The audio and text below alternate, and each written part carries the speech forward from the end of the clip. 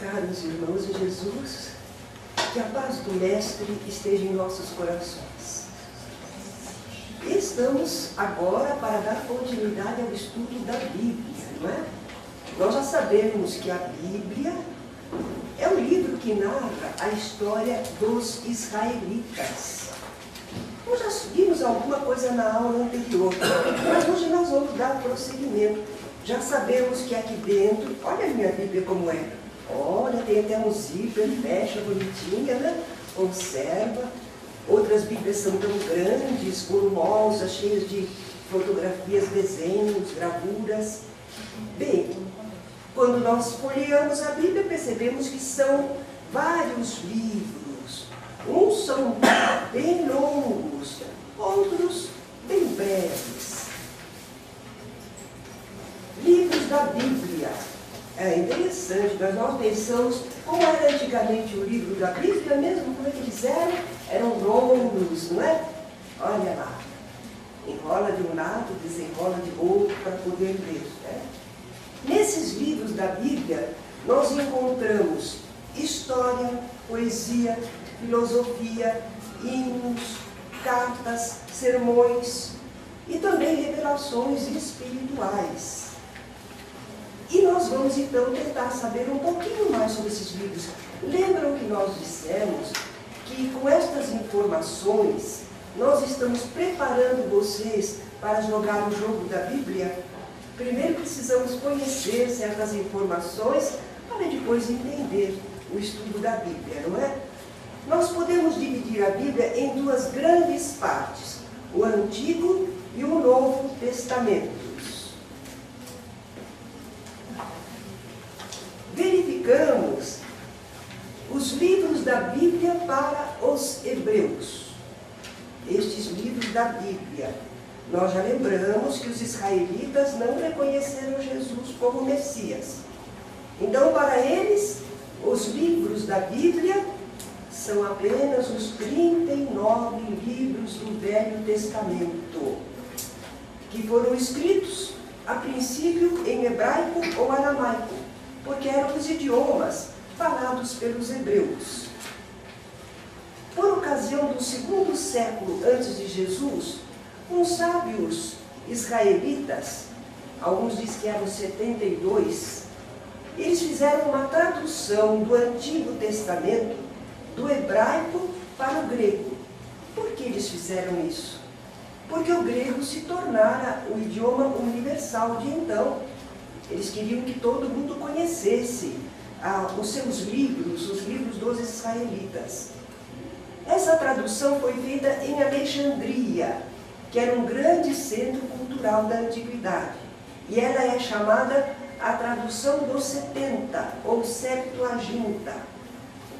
Porém, nessa tradução, aqueles sábios judeus juntaram alguns livros que já existiam, eram dos israelitas, estavam escritos em grego, mas não eram reconhecidos pelos judeus lá de Jerusalém, da Palestina. Havia uma reserva. Sabiam que existiam os livros, mas não eram aceitos. Entretanto, nessa versão dos 70, eles aceitaram, aqueles sábios israelitas, aceitaram 7 livros. Tobias, Judite, Sabedoria, Eclesiástico, Baruque e 2 livros dos Macabeus. Também havia alguns fragmentos, uns pedaços, nos livros de Daniel e de Esther. E do profeta Jeremias havia uma carta, que é denominada Lamentações, Jeremias lamentando o povo de Israel, a cidade de Jerusalém, não é? Então, na Bíblia dos israelitas, são apenas 39 livros. Muito bem. Mas, na versão dos 70, volta um minutinho, por favor. Na versão dos 70, que é anterior a Cristo, nós temos então um pouco mais, não é? São mais 7 livros, então são 46. 46 livros, a quantidade é diferente. Agora vamos ver para os cristãos. Naturalmente que existem os livros do Velho Testamento. E somaram-se a esses os 27 livros que tratam de Jesus e do trabalho dos seus seguidores. A parte nova da Bíblia, Novo Testamento, não é? Agora, a Igreja Católica, ao se organizar, ela adotou o Antigo Testamento, mas da versão dos 70. Então, são 39 mais 7, 46. Os católicos, 46 livros, não é? Os protestantes, quando fizeram a reforma com Lutero, não aceitaram aqueles 7, ficaram com 39. Então é diferente o Velho Testamento. Para os católicos são 46, mas para os protestantes são só 39. Isso nós vamos poder verificar bem aqui. Verificamos isso, nós temos um outro quadrinho, não temos? Isso, aí. Olha, para os israelitas, o Antigo Testamento é 39, o total de livros é 39. Isso os de Jerusalém, mas a Septuaginta é 39 mais 7, são 46. Para os católicos, 46, mas tem 27 do Novo Testamento, 73 livros. Os evangélicos, 40... a conta está errada. Tá? Porque os protestantes não aceitaram os 7 livros. 39, mais 27. Vai dar 66. Dá 66 livros. Né? Então, para os evangélicos, Velho Testamento 39, corrijam aí, e 27 do Novo Testamento, portanto, 66 livros. Sempre a diferença são aqueles 7 livros, não é? A Igreja Católica denomina os livros da Bíblia em canônicos e apócrifos. Canônicos é que está dentro do cânone, os livros que eles consideram inspirados por Deus. Esses livros foram reconhecidos, oficializados nos concílios de Trento, que é de 1546, e o Concílio Vaticano I, que é de 1870. Então, os livros que foram reconhecidos por esses concílios equivalem, né? Então, o cânon católico acha que nós temos livros na Bíblia que são protocanônicos. Quer dizer, aqueles que surgiram primeiro, protos de primeiros. Esses livros sempre foram aceitos como divinamente inspirados. Divinamente inspirados. Então, eles são protocanônicos. Mas existem outros que vieram depois, segundos. Olha lá, deuterocanônicos, que foram os 7 livros e aqueles fragmentos foram aceitos depois. Ela considera deuterocanônicos, não é? E apócrifos? O que ela considera apócrifos? São escritos que, embora contemporâneos desses livros bíblicos, não devem fazer parte da Bíblia, não são considerados obras inspiradas por Deus. São livros considerados duvidosos. Por que duvidosos? Quanto ao autor que assina esses livros, será que foi mesmo? Quem é ele? E a época em que eles foram escritos também não está muito claro, não está muito perfeito.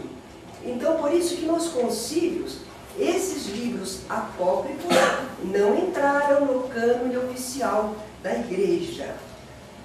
Mas esses livros apócrifos têm alguns dados históricos e doutrinários que podem ter valor, sabe?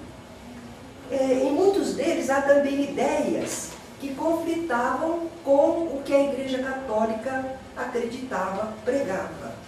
E por isso, apesar de terem alguns valores, eles puseram de lado. Tem mistura, tem alguma coisa não aceitável, não é? E realmente, quando a gente conhece um pouco desses livros apócrifos, porque existem livros que estudam os livros apócrifos. Eu tenho uma coleção, são 2 livros de uma escritora, e lá nós ficamos conhecendo esses evangelhos apócrifos, escritos apócrifos, né? E alguns são fantasiosos mesmo. Tá? Outros, quem sabe, seriam verdade e não ficaram registrados.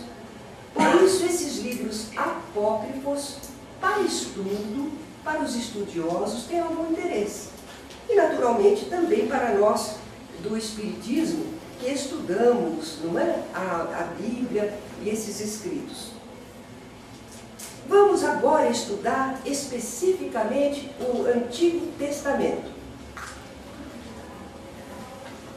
Nós temos o Pentateuco. Vamos ver o que é Pentateuco, não é? São os 5 primeiros livros da Bíblia. Estão enumerados lá: Gênesis, Êxodo, Levítico, Números, Deuteronômio, 5 livros. Alguns falam que as 5 obras de Kardec é o Pentateuco espírita. Olha lá, não é? Então, esses livros, os 5 primeiros da Bíblia, são chamados a lei, porque neles estão as regras que deveriam governar o procedimento dos seres humanos. Só que eles não falam exatamente assim como nós estamos falando. Eles usavam mesmo, era Torá. A Torá. A masculino, o feminino, porque é a lei. Torá é um nome hebraico. Quer dizer, o ensinamento por excelência. Esses 5 livros também são conhecidos como Pentateuco. Por isso que está lá em cima, Pentateuco. É um nome grego. E por que eles se referem a 5? Penta, vem de 5, né? 5, porque eles costumavam guardar os rolos de pergaminhos com as escrituras em 5 estojos. Daí Pentateuco. Eram 5 estojos nos quais eles guardavam essas escrituras. Mas eles se referiam a todo esse conjunto como a Torá, a lei. Certo? Por isso Jesus fala, a lei e os profetas, está se referindo a esses livros, não é? Então vejamos sobre o livro Gênesis. Vamos ver, Gênesis é uma palavra de origem grega. Kardec também fez um livro, a Gênesis, não fez? Que fala das origens, da formação do mundo. Ah? Esse livro, na Bíblia, o Gênesis, pode ser dividido em 2 partes. No início, o que ele conta? Conta a origem do mundo, como os homens daquela ocasião pensavam. A ideia que eles podiam fazer, não é? Ali tem a história de Adão e Eva, Caim e Abel, até Noé, o dilúvio, a Torre de Babel. Depois que fala desse começo do mundo, aí o livro passa a falar sobre a história da humanidade, de um modo geral. Mas começa a contar a história do povo hebreu. Aí é que entra o povo hebreu. Tá? A história de Abraão, de sua família, porque ele é que foi a origem do povo eleito. Então eles contam a história do povo hebreu, narrando todo o desenvolvimento desse pequenino povo a princípio, sendo Abraão o primeiro patriarca, e depois eles passam pelos outros 2 patriarcas, Isaac e Jacó. Tanto que eles costumavam falar o Deus de Abraão, o Deus de Isaac, o Deus de Jacó, porque eram pai, filho e neto. E daí que vinha todo o povo, eram os patriarcas, não é? A história é contada até que eles entram no Egito buscando terras férteis. Tem aquela história de José do Egito, não é? Que conseguiu levá-los para lá, numa época em que faltava o alimento. Mas enfim, eles foram para o Egito. Ainda estava entre eles o patriarca Jacó, que foi chamado Israel. Nós estamos sintetizando bastante a historinha, porque para conhecê-la todo tem que ler o livro, não é? Ele foi chamado Israel, e ele tinha 12 filhos. Um deles era o José, que foi vendido para o Egito, que caiu nas graças do faraó, não é? E graças a ele é que puderam ir os israelitas morar no Egito. Então José era um dos filhos, havia mais 11, eram 12 filhos ao todo. E eles deram origem às 12 tribos de Israel. Foi assim que começou. Então, em Gênesis, nós vimos mais ou menos do que trata esse livro. Depois vem o livro Êxodo. Essa palavra quer dizer saída. Porque vai lembrar como eles estavam no Egito e de repente lá eles não eram mais bem-vindos. Tudo tinha mudado, o faraó já era outro, não é? O tempo passou e eles cresciam muito, eles procriavam muito e ficou um povo grande no meio dos egípcios. Né? E aí houve aquela briga toda e eles acabaram conseguindo sair do Egito. Por isso, Êxodo é a história da saída deles do Egito. Aí eles peregrinaram pelo deserto. Moisés era o líder e condutor, até que chegaram ao Monte Sinai. Essa parte, Êxodo, esse livro, vai narrar também a aliança que Javé, agora nós estamos lembrados, né? Javé fez uma aliança com o povo israelita, através da mediunidade de Moisés, e estabeleceu normas de conduta que eles deveriam seguir para que eles pudessem ser um povo eleito de Jeová. Estão resumidas essas leis no Decálogo. Então a figura central do livro Êxodo é Moisés. É a história dele, é o que ele fez, como ele libertou o povo, não é? Grande líder e condutor. E como, utilizando a sua mediunidade, ele foi intermediário entre Jeová e o povo, fazendo aquela aliança. Depois vem o livro Levítico. Levítico é referente aos levitas. Levitas eram os descendentes da tribo de Levi, um dos filhos. Levi era um dos filhos, era uma tribo. Então, todos que eram daquela tribo, eles tinham, segundo o que ficou estabelecido por Moisés, na organização dele, eles tinham o dever de cuidarem do culto religioso. Eles vão constituir a casta sacerdotal. Não são todos, são os da família de Arão, mas é da tribo de Levi. E os outros da tribo de Levi fazem serviços no templo.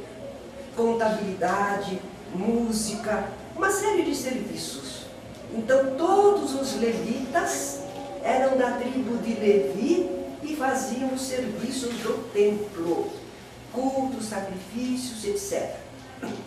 E nesse livro Levítico está a legislação mosaica, a relação das leis civis e religiosas. Lá está a relação. Porque os sacerdotes lidavam com isso. Precisavam saber o certo e o errado, o que podia fazer e o que não podia. O livro Números vem a seguir. Números.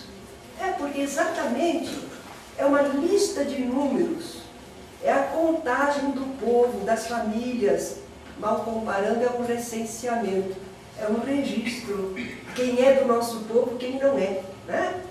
Então temos lá os nomes das famílias do povo israelita.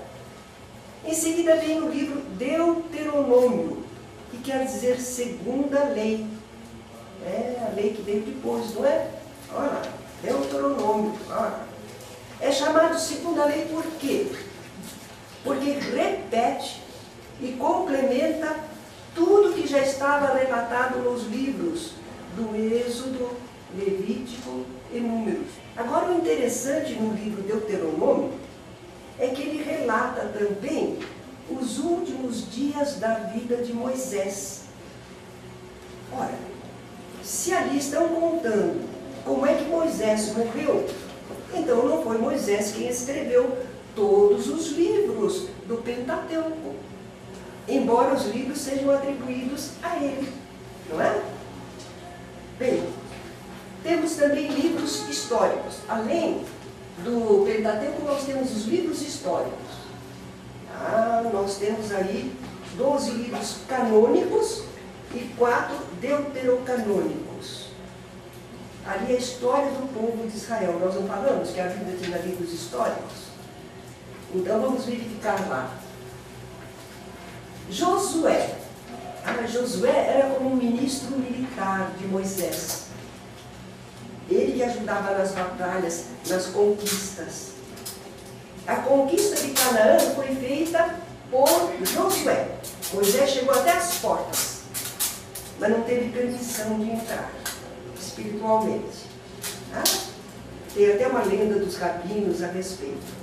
Por que ele não pôde entrar? Mas a verdade é que ele não entrando, sobrou para o ministro militar dele fazer a batalha e entrar vitorioso em Canaã. Interessante, eles disseram que Deus deu a terra para eles. Eles não falam isso até hoje? Deu? Ou eles brigaram para conseguir? Estão brigando ainda hoje, não estão? Então são modos de falar, não é? Os feitos dos juízes também eram os chefes guerreiros. Que juízes? Não estavam lá para julgar propriamente, mas eles surgiam do meio do povo, os juízes. Eles adquiriam liderança, respeito geral. Então eles se tornavam juízes, como que se fossem os chefes, não é? O outro livro de Ruth, aqui nós temos Samuel. Ruth está só mencionado lá, não é? O livro de Ruth é muito bonito. Só que eu estou achando que nós vamos dizer em seguida. Muito bem. Então, esses livros trataram da conquista de Canaã, os feitos dos juízes, a instalação do reino de Israel, até sua divisão e decadência. O reino de Israel, ele surgiu, se estabeleceu, mas depois ele vai decair, ele vai terminar. A deportação do povo para a Babilônia, a volta do povo com a restauração de Israel, eles foram libertados lá da Babilônia, porque Ciro, o imperador persa, os libertou, aí eles voltaram para a terra deles, mas eles sofreram outro jugo com a dominação pela Síria, e finalmente houve a libertação de Israel por Judas Macabeu. Todo esse período, cerca de 800 anos da história de Israel, vão do século 13 até o século V a.C. Século 13, lá para trás, antes de Cristo, até o século V a.C. Então, agora sim, Josué, dos Juízes, Ruth. Isso aí é muito bonita, a história de Ruth. A gente nem sabe direito por que ela está aí no meio, não é? É que é um livro que conta que uma moabita era de outro povo, mas ela casou com um israelita. E ela e uma outra daquele povo, moabita, tinham casado com 2 israelitas. Eram 2 rapazes, filhos de Noemi. Essa senhora tinha 2 filhos e os 2 filhos casaram com moabitas. Mas depois esses filhos também morreram. Era tempo de guerras, de uma porção de problemas, não é? Morreram. Então Noemi estava viúva e já não tinha mais o amparo dos filhos, que morreram. Aí ela estava voltando para a terra dela. Ela tinha saído lá de Jerusalém, ela ia voltar. Ela não ia ficar lá entre os moabitas. E as 2 noras estavam acompanhando ela. E ela disse: voltem, vocês vão poder se casar, ter sua vida, eu já não tenho mais nada a oferecer. Mas a Ruth teria dito para ela umas palavras que até hoje o pessoal usa no cinema e tudo mais, para dizer da lealdade, do devotamento de alguém, não é? Vamos ver o que é que ela fala.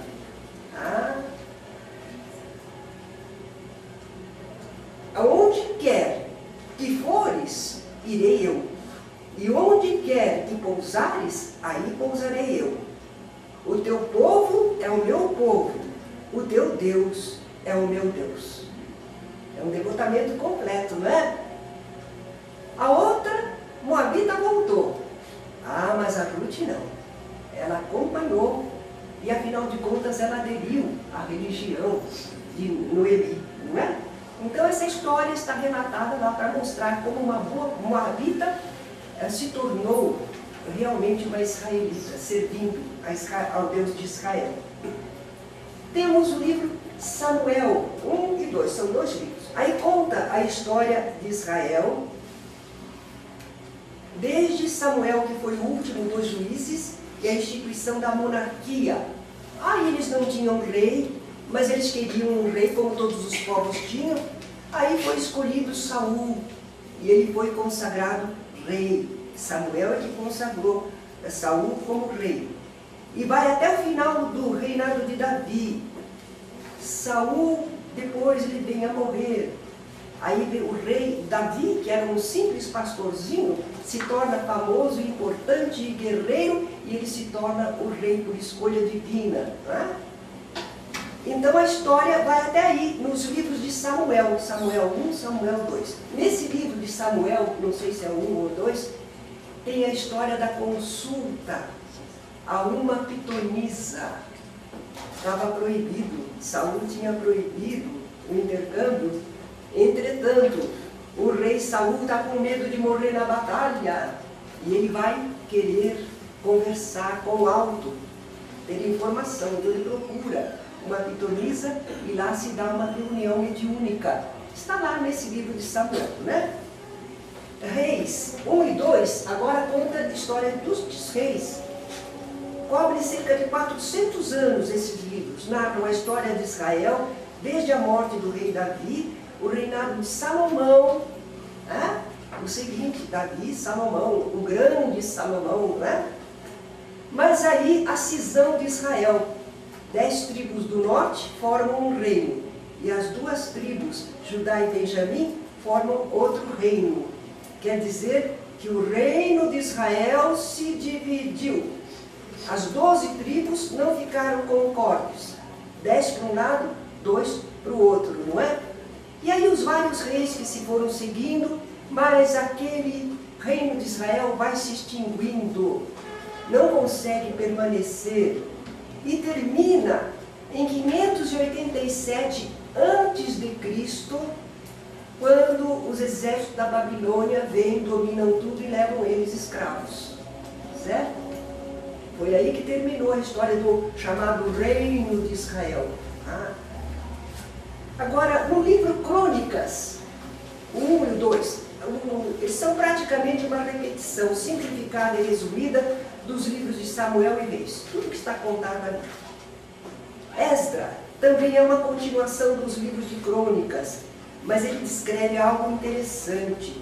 Como é que os judeus que estavam exilados lá na Babilônia conseguiram voltar para a sua terra quando Ciro os libertou? E como eles restauraram o culto em Jerusalém. Então a história do templo, não é? É muito importante. E por isso que esse livro faz parte, Esdras. Neemias era um dos exilados lá na Babilônia e que teve permissão do rei dos persas para voltar, para que voltasse a Jerusalém. Então a história dele está contada aí. Tá? Tobias. Tobias é um daqueles livros deuterocanônicos. Tá? É um romance popular. Romance? Eu trouxe aqui, olha. O livro de Tobias foi impresso pela Federação Espírita Brasileira para a gente poder conhecer e estudar, não é? Tem uma análise, um estudo. É uma história fantástica.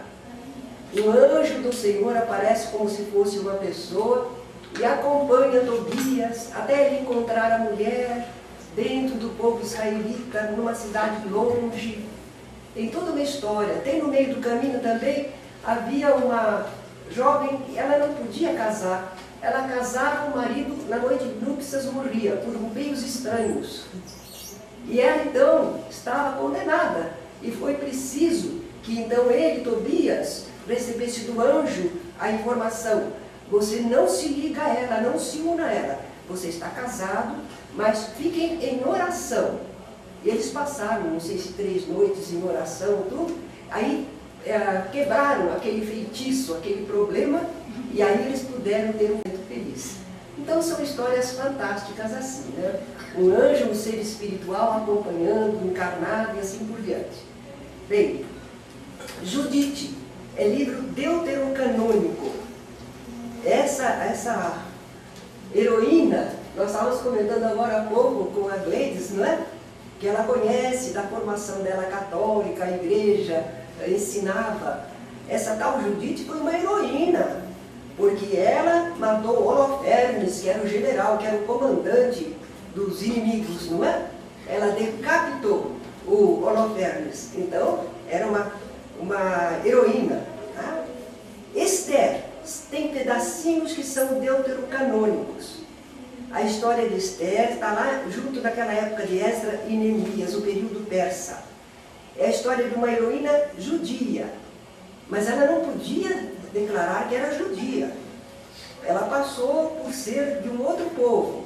E ela casou, ela se tornou rainha dos persas e conseguiu proteger o seu povo, salvar o seu povo da destruição. Esse, então, Esther, mais uma figura feminina, não é? Aí vem os livros Macabeus 1 e 2, que são deuterocanônicos.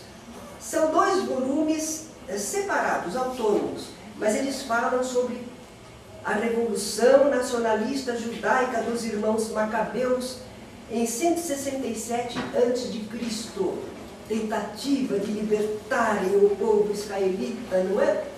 Eles foram patriotas, grandes heróis. Depois nós temos livros sapienciais, livros de sabedoria. 5 são canônicos, 2 deuterocanônicos. E o que nós temos neles? Fábulas, ditos populares, regras gerais de vida. Nós vamos encontrar que alguns tratam de temas filosóficos mais profundos, daqui a pouco nós veremos. Mas são assim. Jó. Todo mundo conhece a história de Jó, não é? Nós não vamos contar tudo, porque senão a nossa aula não acaba hoje. Mas Jó era temente a Deus, muito fervoroso na fé, tinha uma família grande e numerosa, tinha muito gado, muita terra, tinha saúde, era feliz. Mas aí o adversário disse, falou para Deus, ele é assim porque olha como ele está abençoado por ti, deixa eu experimentar. E aí começaram a acontecer muitas coisas para Jó, não é? Ele começou a perder, uma praga veio, destruiu o rebanho, ele ficou cheio de chagas, a família o rejeitou, ele perdeu tudo, ficou na pobreza, ficou doente, ficou sozinho. E aí, será que Jó vai resistir ou não, não é? Então, o livro de Jó não é que aconteceu mesmo, é um estudo sobre o sofrimento humano e a reação da criatura. E vai aparecer lá uns personagens que conversam com o Jó, que justamente são os amigos procurando aconselhá-lo, são aqueles conselhos que a gente costuma dar para a pessoa quando está no meio do sofrimento. Então é como se fosse um ensaio filosófico, não é? Não é uma história de verdade. Salmos é uma coleção de hinos, orações e poesias. O Senhor é nosso pastor, Ele não nos há de faltar, não é? Provérbios são conceitos para a vida cotidiana. Olha aí, provérbios. Tem muitos interessantes e outros que dizem mais respeito aos costumes dos judeus. Eclesiastes. Aí são observações, sentenças e pensamentos de um filósofo. O livro de Jó é filosófico, mas esse do Eclesiastes também é. É um filósofo que se oculta sob o pseudônimo de Goelet, que significa presidente da Assembleia. E em latim é traduzido como Eclesiastes. Cântico dos Cânticos, está lá na Bíblia. E não quer dizer nada do amor da alma com Deus. Não se trata disso. É um livro erótico, mas uma bela escrita. É um livro muito bonito. É uma coleção de poesias amorosas. O amor de um homem e uma mulher. Muito bem escrito, tem que guardar. Eram os livros dele, não é? A biblioteca dele, de obras-primas. Então, obras históricas e obras-primas. Está lá o Cântico dos Cânticos. Sabedoria. Deuterocanônico é uma espécie de tratado teológico. Foi escrito entre o século I e II a.C. E o Eclesiástico, ou Sirácida, foi escrito em grego em 190 a.C. E é uma coleção também de provérbios e reflexões. Agora é interessante que ele foi escrito em grego, então ele não faz parte do cânon hebraico, ele é deuterocanônico, é lógico, não é? Bem, finalmente, livros proféticos. Olha lá, profetas maiores e menores. Por que um é maior, outro é menor? Pelo volume dos seus escritos, pela produção deles, não é? Os que produziram mais são os profetas maiores.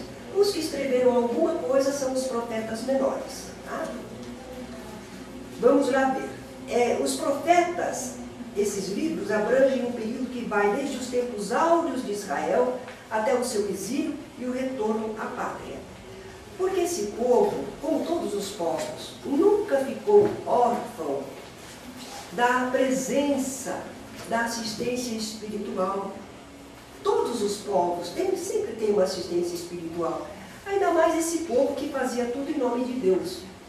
E orava a Deus e voltava para Deus. Então eles tinham os médiuns deles, né? E nós vemos então mensagens de orientação mediúnica intercaladas com passagens históricas. E eles foram muito importantes, os profetas, porque naquelas épocas em que eles estavam longe da pátria, o povo passando por situações difíceis, essas mensagens, essa presença espiritual para eles era muito importante. Em relação a Jesus, nós vamos citar muito Isaías.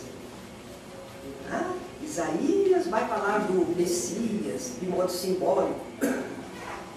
Jeremias, Ezequiel, Daniel, Lamentações de Jeremias. Vejamos os menores. Nós não vamos poder examinar tudo, né? Nem há necessidade, só para a gente mais ou menos ficar familiarizado com os nomes. Baruque, Oséias, Joel, Amós, Obadias, Jonas, Miqueias, Naum, Abacuque, Sofonias, Ageu, Zacarias e Malaquias. Malaquias é o último dos profetas que vem, né? Em seguida vem o Novo Testamento.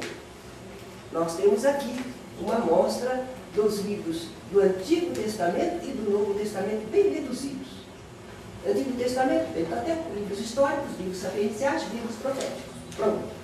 Novo Testamento, os Evangelhos, Atos dos Apóstolos, Epístolas, as Paulinas e as Universais e o Apocalipse. É um conjunto de livros. Então vamos verificar mais de perto o Novo Testamento, porque nos interessa mais, não é? É a história de Jesus. Então vamos lá ver. Por que essa palavra evangelhos? Por que será? O que quer dizer essa palavra? É em grego. Boa nova, está lá dizendo o companheiro. Boa nova, exatamente. Mas que boa notícia é essa? Qual foi a boa notícia? A vinda do Messias, Jesus à Terra. Vai começar uma nova era. O Messias tão esperado chegou, não é? Então, esses livros, os Evangelhos, que vão ser 4 que escreveram, né? Quando a gente fala o Evangelho de Jesus, a gente quer dizer tudo que Jesus fez, tudo que Jesus realizou, ensinou. Esse é o Evangelho, a doutrina que ele trouxe. Quando a gente fala os Evangelhos, nós estamos nos referindo às 4 pessoas que escreveram sobre Jesus. Né? Então, eles foram escritos entre os anos 50 e 100 depois de Cristo. Claro, levou tempo para escrever. Já comentamos, recorda? Que enquanto Jesus estava ali, muito recente, todo mundo lembrava. Quando começou a ficar mais distanciado, aí começaram a escrever, a registrar, não é? Evangelhos sinóticos e evangelho simbólico. É uma divisão, engraçado. Evangelhos sinópticos. São 3. São os evangelhos de Mateus, Marcos e Lucas. Por que eles são chamados sinópticos? Porque se a gente pegar os 3, um ao lado do outro, 3 colunas paralelas, eles podem ser abrangidos de um só olhar, num conjunto. Então, é sinópticos. Por isso que eles são chamados assim. Nós já vimos que a data é mais ou menos 50 a 70 depois de Cristo. Vamos guardar esses nomes: Mateus, Marcos, Lucas, e depois vem o simbólico, que é João. Nós precisamos conhecer os evangelistas, os que escreveram evangelhos, os que narraram a vida de Jesus. Mateus, Marcos, Lucas e João. Esses nomes nós devemos ter decor, não é? Mateus foi discípulo e apóstolo de Jesus. Antes de Jesus o haver chamado, ele era cobrador de impostos, considerado até gente de má vida, porque coletava impostos para os romanos. Mas no coração ele queria encontrar a verdade e o bem. Ele se chamava Levi, mas depois ele passou a ser chamado Mateus. Ele é um funcionário público, não é?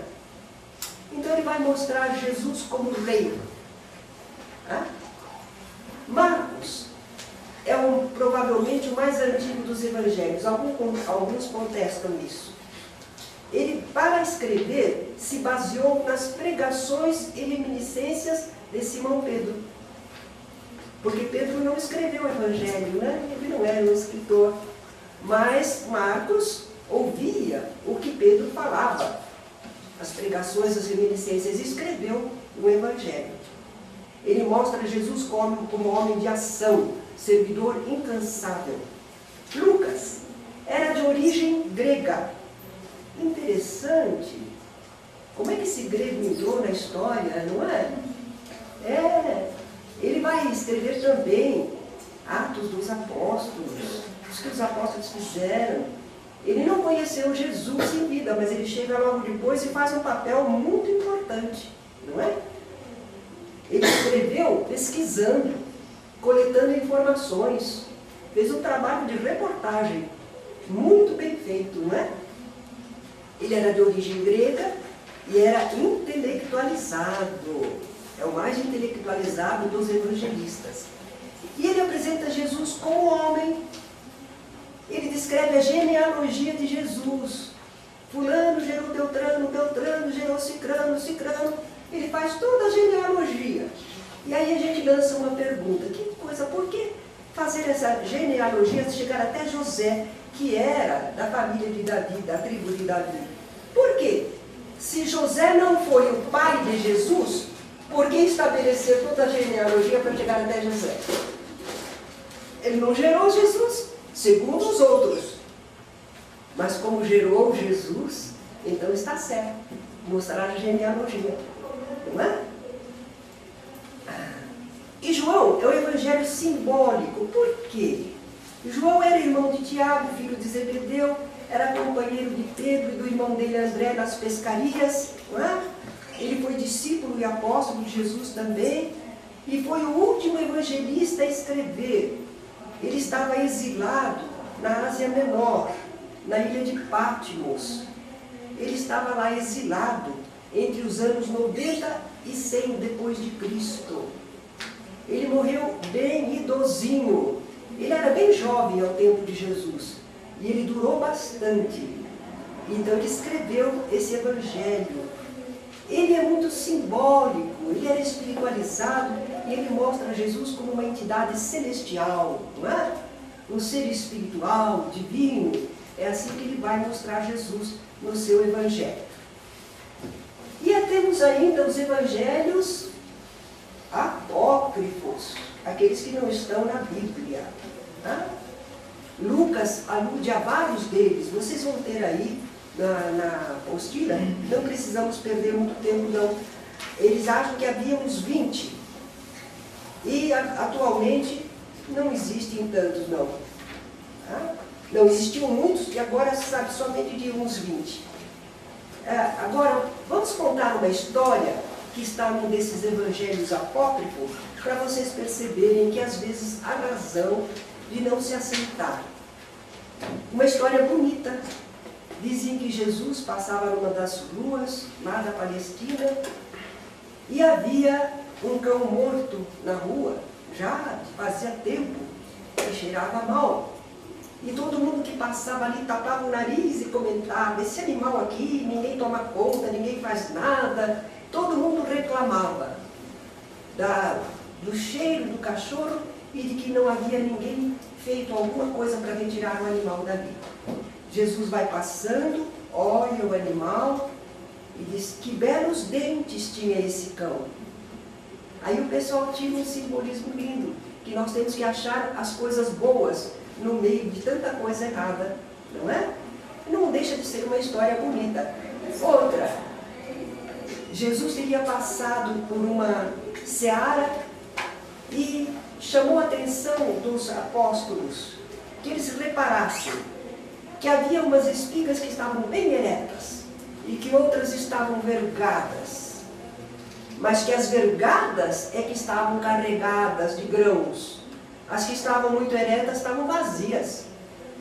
Então, às vezes, as pessoas que aparecem muito no mundo, às vezes não estão carregadas de sentimentos, de bons pensamentos, não é? Então, são histórias assim.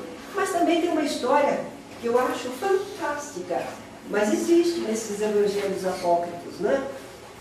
Diz que Jesus, em menino, onde ele morava, em Nazaré da Galileia, ele espantava as crianças com as coisas que ele produzia.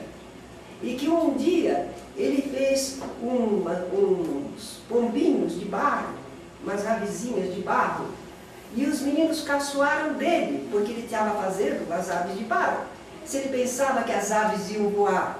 E diz que Jesus bateu palma e as avezinhas de barro voaram, né? Fantástica.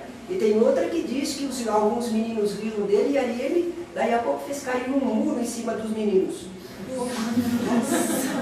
São histórias assim, fantásticas, sem fundamento, não é? Por isso que eles são considerados apócrifos. Agora, Atos dos Apóstolos. Isso está claro, Atos, as ações. Enquanto está falando de Jesus, é Jesus, junto com os apóstolos. Mas depois que Jesus se vai, o que é que os apóstolos fizeram?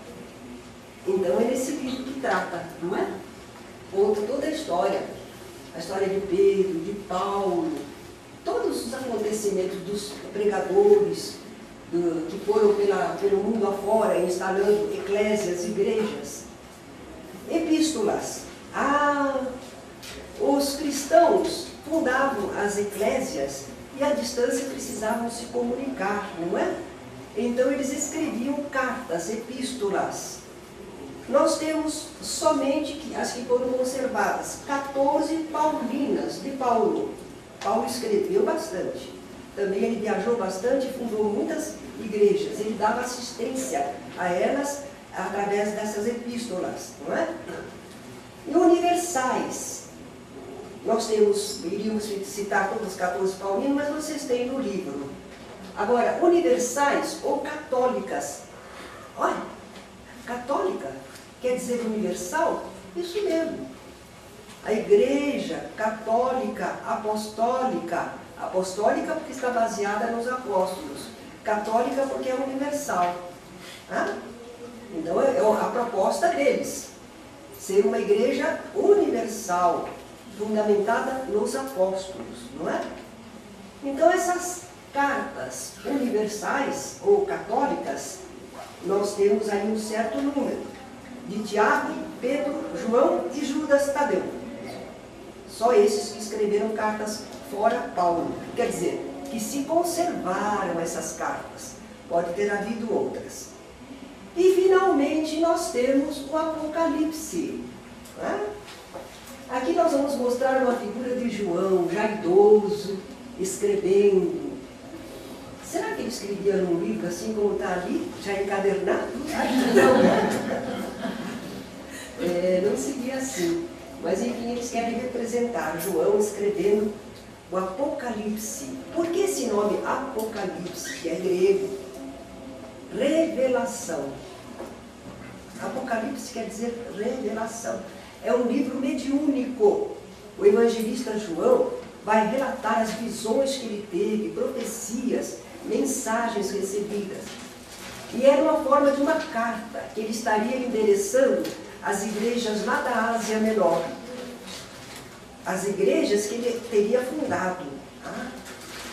ele escreveu isso na ilha de Patmos, onde estava exilado, e ele fala, será que ele está falando sobre o futuro que vai acontecer logo em seguida, naquele tempo? Ou será que ele está falando para aquilo que vai acontecer para a humanidade? Como quer que seja, a mensagem não é para apavorar, porque ele diz que, apesar da oposição do mal, a vitória final será do bem. Mas é um livro muito simbólico, é difícil interpretar. Eu já li vários livros que tentam a interpretação do Apocalipse.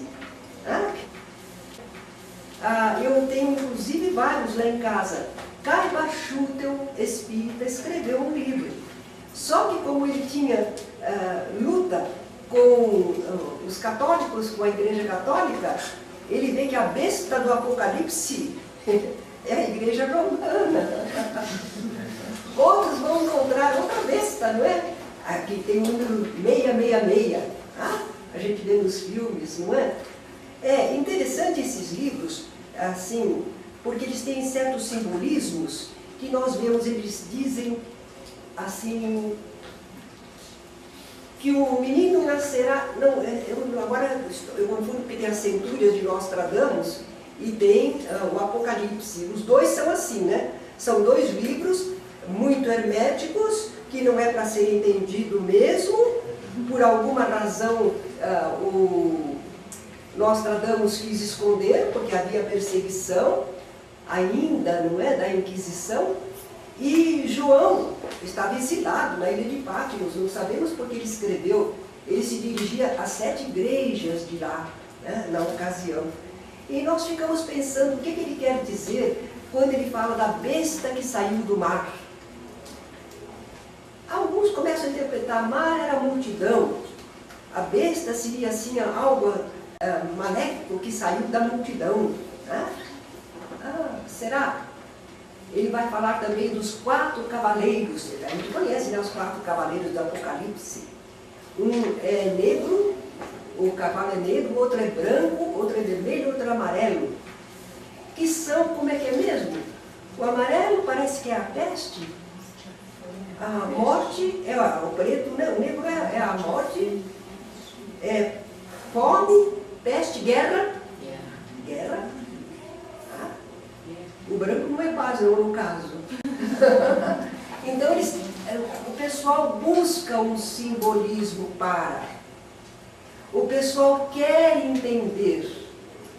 Mas quando a coisa não está bem clara para todos, cada um inventa alguma coisa, não é? Por isso que Kardec é maravilhoso. Kardec não deixou nada para a gente ficar imaginando se é isso ou se é aquilo. É branco no preto. É tudo bem escritinho, bem explicado, muito detalhado, para a gente entender e não ter dúvidas. Se quiser acreditar, confiar e gostar da ideia, ótimo. Mas não vai dizer que não entendeu. Você pode não gostar dessa ideia e não querê-la, mas não vai dizer que não entendeu. É diferente o estilo. Mas João, o evangelista, escreveu de um modo muito simbólico, profético, mediúnico, e até hoje o pessoal se debate para tentar entender, não é? A gente às vezes gosta de ler um livro sobre o Apocalipse. Por que não? Vamos ler sobre o Apocalipse. Mas não vamos ter a pretensão de que aquele autor descobriu tudo e entendeu tudo. E ele estabeleceu, olha, João Evangelista falou, e isso aconteceu no século tal, com tal pessoa. A mesma coisa acontece com as profecias de Nostradamus. Quando o Papa sofreu aquele atentado, eles encontraram lá uma centúria que dizia, cuidado, ó pastor, quando as rosas florescem. Aí disseram que era maio, quando as rosas florescem, e pastor era ele, não é? São coisas assim que não adianta. No movimento espírita, a gente não perde muito tempo com isso, não. Se um dia descobrirem a interpretação bem feita, nós gostaríamos de conhecer. Mas nós não perdemos muito tempo com isso, não. Conhecemos o Apocalipse, podemos ler, podemos entender, para saber do que os outros até estão falando, não é? E, finalmente, nós temos modernamente, final da metade do século XX, do século passado, surgiram manuscritos, descobriram manuscritos que de alguma forma estão relacionados àqueles tempos e àquele povo bíblico. Descobriram em 1947, numa caverna nas imediações do Mar Morto, na Judéia, um lugar denominado Qumran. Tem o quê? Tem o U com um acento circunflexo e o M. Qumran. Sei lá se essa é a pronúncia.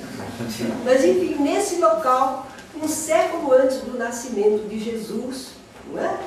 Haveria uma comunidade essênia estabelecida lá naquela região. A gente sabe que alguns acreditam que Jesus estudou com os essênios. A gente já viu que Jesus não precisou do conhecimento dos essênios.